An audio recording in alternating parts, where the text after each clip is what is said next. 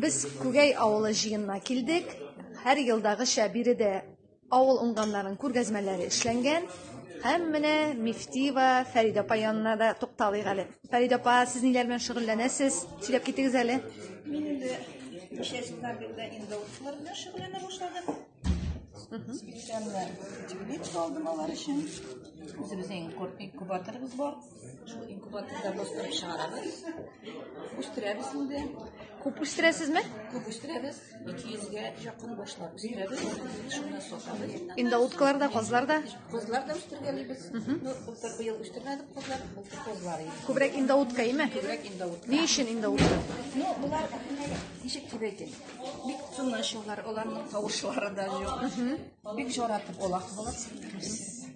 Шуңа күрә Зурда түгел дигәндә, ибетегә бер пешереп ашарга халыкка кора ит диетический дип атала бу. мае азракмы? Мае азан. Шуңа күрә диетический ул. Шуңа күрә шуңа. Сату белән проблема бармы? Сату белән проблемалар юк. Просто кармалар белән бераз проблема бар инде. Карма бик кыйммәт бит хәзер. Һәр эштәгечә инде, проблемасыз булмый. 20 килолы карма. Полтора тысячи.